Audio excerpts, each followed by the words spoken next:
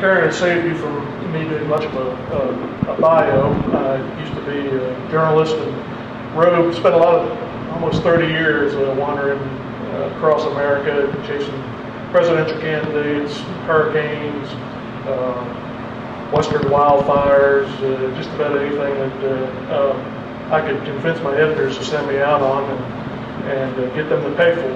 So spent a lot of time on the Texas-Mexican border and spent some time in Dallas as a reporter there. And really liked Texas a lot. Always thought I'd wind up back there, but that's not how life has turned out. So instead, I've written novels that are set in Texas and northern Mexico, which is a land I particularly love. My first book is The Last Second Chance, and it features a rather battered and defrauded Dallas private investigator named Earl Burch. And in this one, he is being hired by an old flame who, kind of a rattlesnake of a woman, who will use him and drop him like a bad habit if she needs to. And he's trying to keep her alive after the woman's husband, a financier from Houston who wound up ripping off some mob clients, has taken a powder and has left her kind of holding the bag. So, as I said, I really love Texas. I love that stark, mountainous beauty of the border country. And what I'm going to read to you from are two passages from two chapters that are set right on the border in the Big Bend country of Texas. And the action is that Ed Earl, with a sidekick named Mr. Slick, have got to go by horseback over the border, across the river, and go after the fugitive financier. The rump of the horse in front of his was flecked with sweat, its muscular movement giving him the focus for a long stretch of self-hypnosis. He needed it to keep himself riding upright on the bright rim of pain which jaunt through rough border country was shooting through his battered shoulder and taped and tendered ribcage. It didn't help much, but it beat getting another narcotic jolt from Mr. Slick and becoming so zombified he fell out of the saddle. Pride wouldn't let him do that. Not in front of these vaquera compadres, a spider of the guitar can. His mount was a big-chested sorrel gelding named Shorty. A bit of cowboy humor in that name, since Shorty was bigger than most cow ponies, more than 16 hands tall, with the longer legs and heavier build that suggested some extra thoroughbred or gated saddlebred blood in his veins, which made Shorty a smoother trail horse that still had plenty of cow sense, the kind they used to breed for the ranch foreman or owner who needed to cover a lot of ground in a day's time without getting pummeled by the gait of a short-coupled quarter horse. This was fine by Burch. The two vaqueros were named Silva and Dag, short for Dagoberto. They were cousins out of a long line of Mexican cowhands, flashier and crueler with their mounts than their Anglo counterparts, a threadbare haughtiness to the set of their sweat-stained hats, the way they wore their worn chaps and jeans, their upright riding styles, and the touch of tarnished silver on their oil-colored saddles. Silva was thin, tan, and mustached, quick and live. Dag was shorter, stockier, and darker. Both rode roan cow ponies. Silva's had a white blaze between its eyes.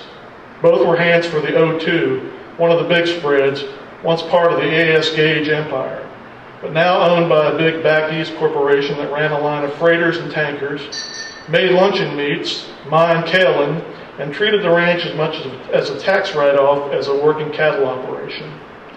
They left Spider's Rancho around 3, bouncing down off the main road and onto a rutted cow trail that ran the north bank toward La Linda.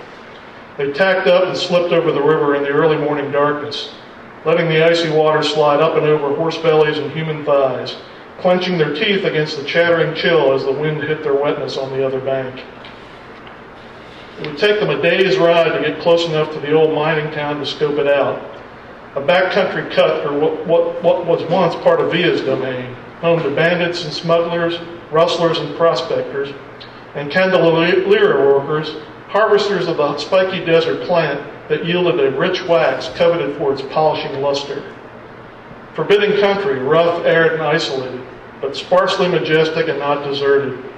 Hippie river rats lived upriver in Terlingua and Lajitas. Inside the Big Bend National Park were ghost communities like Solis, La Clocha, and San Vicente, now the primitive campsites for the hardy backpacker or river rafter. And on the other side of the river, Boquillas del Carmen, a tourist stop for rafters looking for a cold beer after a run through the rapids, a haven known for the smugglers who sprung to life in the dark hours. There weren't many roads, just a dirt and gravel track that ran between La Linda and Boquillas, hugging the south bank of the river.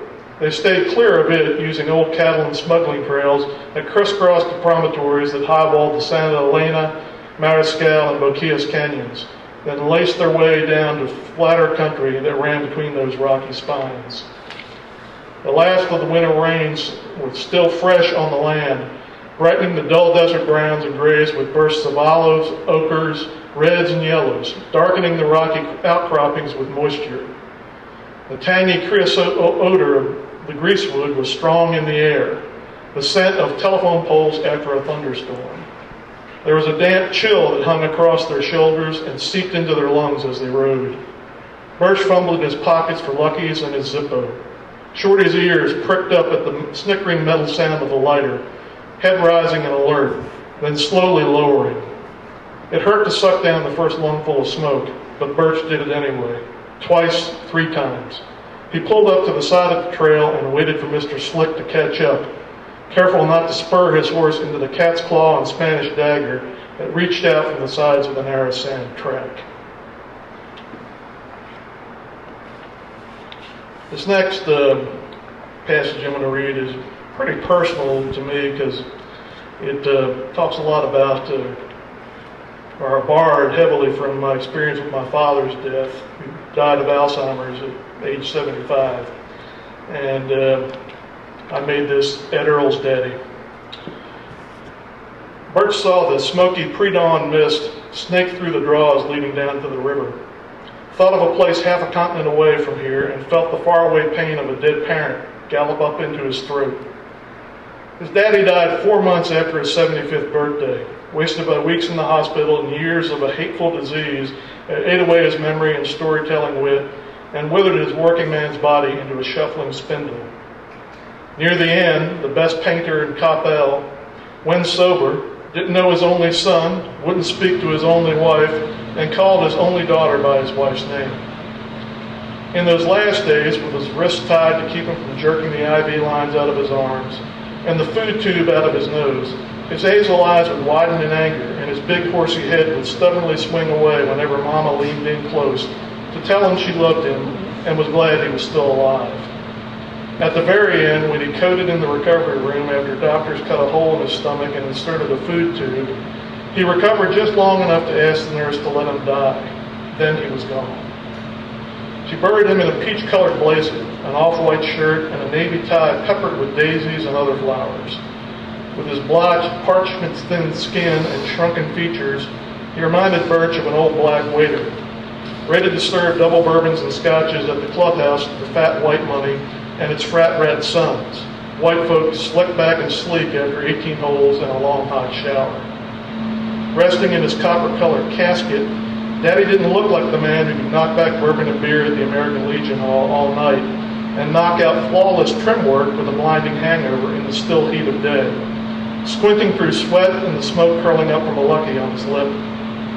He didn't look like the man who could make you laugh with long-winded country tales or stop you dead with a wild and murderous glare.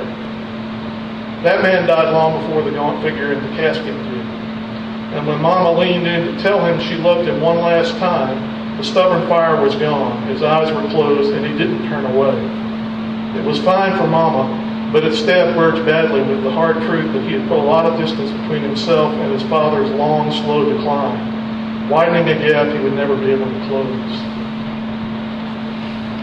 Daddy's final resting place was the third deck of an above-ground burial vault out near Farmer's Branch, at the end of a cemetery far from his home in the North Carolina mountains, miles away from the graves of his father and mother, and 2 younger sisters who could backsass him until he was tongue-tied in anger, then stand back and sweetly call him by the Christian name no one called him, and ask why his face was so red and he was stuttering so badly. Burch stood beside his mama as the preacher said all the proper words that made her cry, and didn't feel a thing except for the wide rivulet of sweat that ran down his back and into the crack of his butt, causing the fabric of his dark gray polyester blend suit to stick to his skin. The service ended and one of his ex-wives stepped forward to hug his neck. She was the second ex, the cocktail waitress he married between the one who tore his heart out and the one who got killed by the black hitman with the bad toupee and the high-pitched voice. This ex only stayed with him for 3 months. She never spoke to him after the divorce, but loved his daddy and would flirt with him whenever he answered the phone when she called Mama, who stayed friends with all of his exes. He was surprised to see her, but it was only a surface reaction. Nothing else rose up to break through his numbness. A week after the funeral, after paying the undertaker and the hospital and carting Mama down to the lawyer's office so he could send the will to probate court, Burch drove for 2 days to the little hamlet outside Asheville where his daddy, the grandson of a Klansman and the great-nephew of a hanging judge, grew up. He walked what was left of the family homestead with his cousin George, a stumpy version of himself, cursed with the same belly, bald head, big eyes, and beard as Burch, but about a half foot closer to the ground. It was a full-blown redneck kind of day, one that started well before sunup, but well after George's usual wake-up hour. Burch remembered the year Daddy got laid off from the refinery down in Texas City and moved the family back to North Carolina, settling into the old home place where his grandfather still lived, a rambling house built of peg poplar with a pepperbox entrance and a long porch running down the front wall. George would wake up his daddy, Gus, who would rise at 3 a.m. to fix a breakfast of eggs, ham, and red-eyed gravy. Then he'd call down to the Burch house. Bill, you up yet? No, George, just who in the hell do you think is talking to you? Be down for breakfast. By the time his daddy pulled on his trousers and headed to the kitchen barefoot to light the wood stove, George would be banging through the pepperbox door, wondering what was on the menu for his second breakfast. Burch's time with his cousin wound through a silent rising light and a stand at the end of a sloping field of green, waiting for the smoky mist to rise up out of the hollows and a groundhog to pop into the crosshairs of his cousin's rifle. That same half-light mist was rising in front of him now, thousands of miles from the lush green mountains of his daddy's kin, with the sharper spined peaks of the stark gray Sierra del Carmens as a backdrop. It didn't matter. The memories rose to mind with mittens. So did the remembered hours with his cousin, a huge roadhouse breakfast of eggs, flapjack, grits, ham, and coffee. A session in an old man's garden, baiting have-a-heart traps with grape jelly for the raccoons that were tearing up the corn and lettuce. An hour shoveling sawdust into a small trailer for another old man to use in his garden. It ended with a brush-busting walk along the line of the 6 acres that remained in the Burch family name, digging through the ruins of an old springhead that watered cows through the Depression years, spending a half hour picking ripe blackberries from a snake haven of thorny vines. It was in the same spot where he and Mama picked berries 4 decades before. Back when he was 5, in a tiny pump house his father built over the wellhead he drilled for his own daddy was shiny and white, and seemed as big as the weathered outhouse behind the old home place. The cousins picked up the free and easy talk that carried them through the morning, joking the way only 2 middle-aged men who had seen a lot and were comfortable with each other will do. They picked berries until their hands were stained, then George took him home, gave him a shot of homemade blackberry wine, let him shower, and walked him to his rig for their long ride back to Texas. Burch's legs and back were sore, but he felt clean, fresh, and buoyant from the shower and his time in the close highland of his kinfolk, moving through a working Saturday with his cousin. There was that brief dark moment at the old home place, but it passed quickly. Maybe he had said all his goodbyes to Daddy through the 5-year decline of the Alzheimer's, he thought.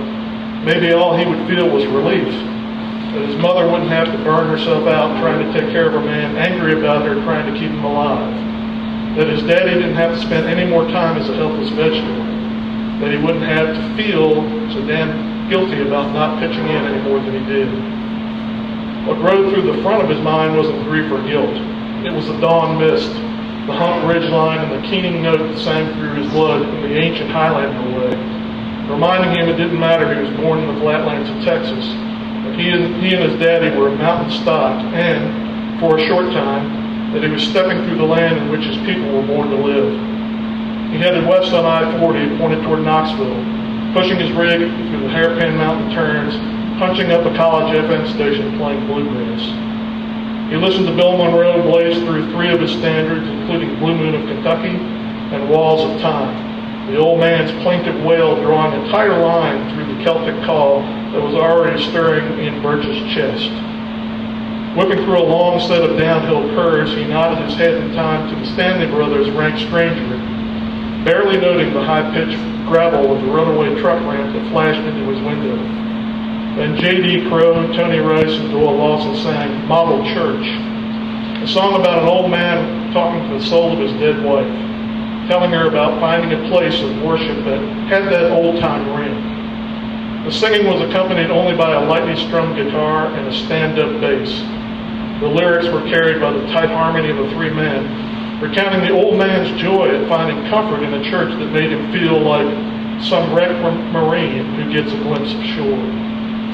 The string in his chest broke and a ball of black grief rose up from his stomach and into his throat. Tears blurred his vision, and he heard a strangled cry fill the cab of his rig, drowning out the song. He bawled all the way down the backside of the mountain pass, which is not the smartest thing in the world to do. Cars and tractor-trailer rigs roared past, horns blaring. He didn't give a damn.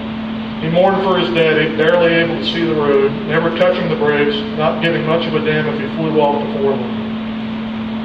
When he got down to a flatter stretch of highway, he turned off at the first exit and pulled into the gravel lot of a barbecue restaurant called the Pig Pit. He pulled out a bandana, blowing his nose and wiping the clear trail of tears and mucus from his beard and mustache. This is how it hits you, he thought. Not beside the casket looking down at the dead body of your daddy. Not when an ex-wife hugs your neck at the graveside service and whispers her regrets. Not even when your own mama breaks down and sobs out her misery. You get nailed after a glorious redneck day with a cousin, rambling over the land of your father and his ancestors, the place of all the old family myths and experiences. Your heart broken open by a bluegrass song your daddy didn't even know, while roaring down a mountain that doesn't care if you live or die. And it hits you 2 years later, sitting stiff and sore on a brushy slope a mile south of the Rio Grande, watching mist that triggers memories.